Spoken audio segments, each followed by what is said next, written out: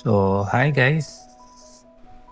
Sa ating devotion ngayong umagang ito, ay matatagpuan siya sa Mark.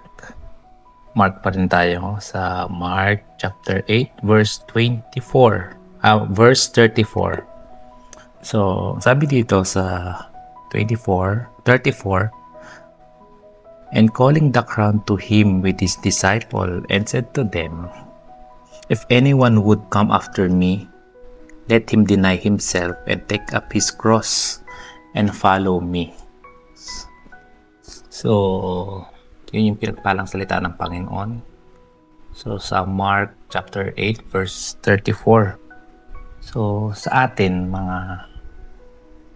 tayo, sino yung mga fina-follow nyo ba? Pag-usapang follow, no?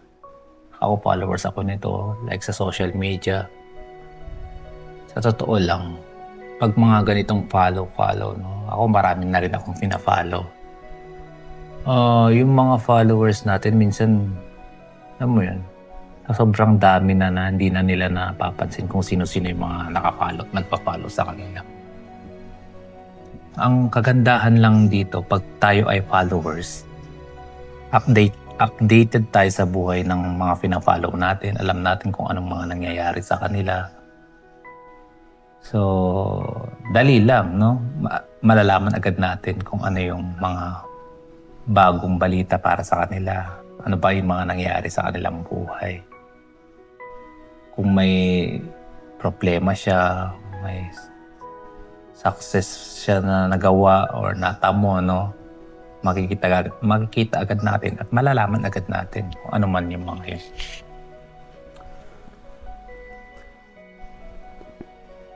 Ang kagandahan lang dito pag followers lang tayo ng mga ganitong social media. Dali no, bearing eh. Kung ano bang makakamit natin, di ba? Ano bang matatamo natin pag fina-follow natin sa kanya? Siguro, may inspired, parang mga ganun ba? Masisiyahan, lalo na pag may mga problema tayo, may mga naka-follow tayo sa mga nagbibigay ng mga content na nakakatawa, matatawa tayo, di ba? Yung mga followers, yung mga sinusubaybayan natin or fina-follow natin sa social media. Pero pagdating dito sa Bible, ito yung it's all about kay Jesus. Sinabi niya, parang may condition no? Pag finalo mo ako, sabi niya dito, if anyone would come after me, let him deny himself and take up his cross and follow me. So deny yourself, no? Deny himself. So pag sinabi natin deny himself, kakalimutan mo, pipiliin mo si Jesus kaysa sa sarili mo. Diba? Not always our comfort. Sa totoo lang, sa pag-follow natin or kay Jesus, hindi to yung parang komportable eh. Minsan hindi eh. Not always our will. Hindi rin ito yung parang gusto natin lagi, di ba? So, yung pride natin, yung old habit natin, talagang mapapalitan eh. So, di ba?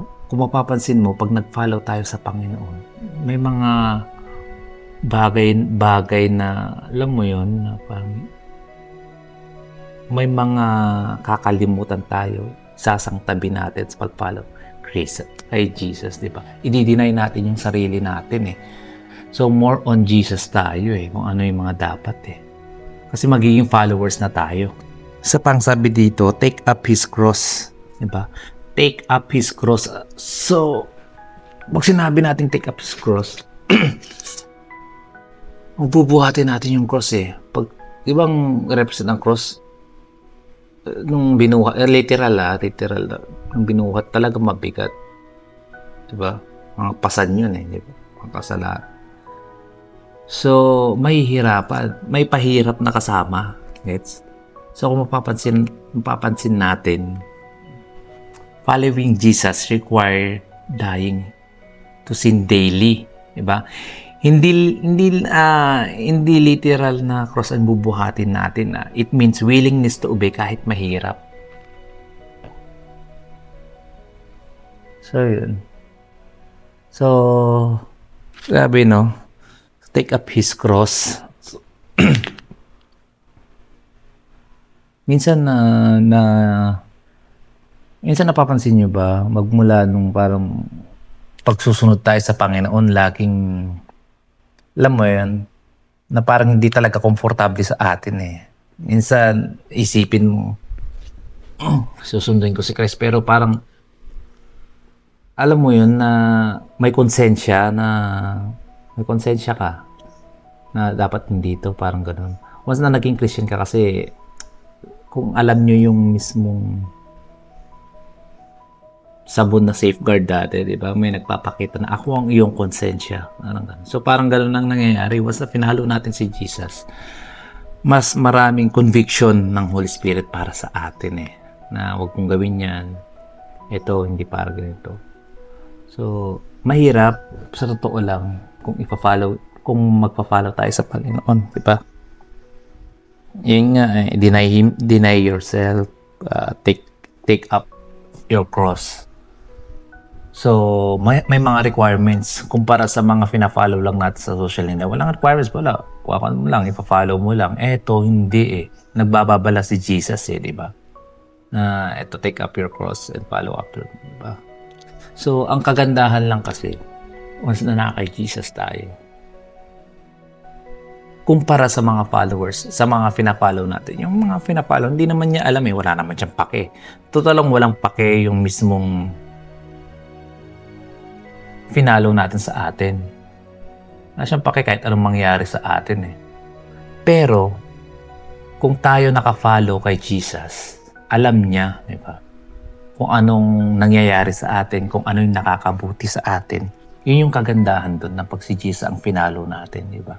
He cares for us. Sa totoo lang. Hindi niya tayo pababayaan. Kung ano man ang pagdadaanan natin, nandyan siya para sa atin. Yun ang kagandahan nun kumpara hindi ka nakapalo kay Jesus, no? Laging may hope para sa atin. Following Jesus is not about comfort, sa totoo lang. It's all about commitment, no? So, we need to commit. Tuloy, di ito madali. Ano naman madali, di ba? So, worth it. Napaka-worth it. Hindi ito madali pero kasama natin si Jesus sa bawat hakbang natin. Yun yung kagandahan pag pinalo natin si Jesus eh. Andyan siya para sa atin. Hindi tayo pababayaan, di ba? At ang maganda pa niyan, i-guide niya tayo. Diba? Lahat naman, kung ang mga disciple nga dati, di ba? Ang pinalo si Jesus eh. Di naman naging ganun kaganda yung buhay nila eh. Pero makikita mo talaga yung mga sacrifice nila. Kung wala man dito sa mundong to ang rewards, nasa kabilang buhay naman. Diba? So siguro, yun. So tayo ngayon na naka-follow kay Jesus, pinakamagandang gawan natin, wag tayong susuko. Lagi lang tayong, yun, na tumitingin sa future na by following Jesus, worth it talaga. Diba? Worth it na may mapupuntahan tong mga to. So, choose obedience over convenience. Diba? Obey lang tayo. Obey. Kahit hindi na convenience yan. Let's obey Jesus. Surrender areas na pinapahawak ni Lord. No? Surrendered areas na pinapahawak ni Lord. Surrender natin yan kung ano man yan. Kung ano mga bagay-bagay na yun na hindi na okay. Diba? Follow Jesus not just on good days, but every day. Yung parang, eto magandang papapalo ko Jesus. Pero pag yung mga iba na bagay, mga medyo pahirapan na, hindi mo na napafollow si Jesus. No? So, every day yan. Every day is a challenge, but every day is a blessing sa totoo lang. Kasi lagi, ang Panginoon lagi nandyan sa atin. Show love and humility like Him. Yan yung pinakamahalagang bagay. Yung, alam mo ba yun? Pakita mo sa kapwa mo yung pagmamahal mo. So yun, no? Let's follow Jesus. Because dahil alam natin na ito yun. Ito na yun. Ang Panginoon yung tutulong sa atin, no? na huwag tayong magsasawang mag-follow kay Diyos sa Panginoon. Kasi God is good, God is gracious, no? God is with us, na nandyan siya lagi para sa atin kahit anumang circumstances ng ating buhay. Basta i-follow lang natin ako. Siguro, let's pray, no? Para sa bawat isa sa atin. So Lord, muli, maraming salamat, Panginoon, sa araw na to. Salamat sa inyong salita, Panginoon, na kami po yung magpa-follow sa inyo. Sabi po nga, Panginoon, hindi yung ganun kadali, pero Lord, nandyan ka para sa amin, Panginoon, upang gabayan kami, Panginoon, upang bigyan kami ng kalakasan, Lord God, upang magpatuloy sa iyo. Lord, I pray na sana sa aming tinatahak ngayon, Panginoon, I pray na laging nariyan ka, Panginoon, na nagre-remind sa amin. Just keep pushing, Lord God. Follow you, Lord. Guide us, Panginoon, and bless us sa aming mga buhay, sa aming mga ginagawa, Panginoon. Lord, thank you for this day, and kayo po ang manguna para sa amin. Thank you, Lord. In Jesus' name we pray. Amen. So, thank you guys, and have a nice day.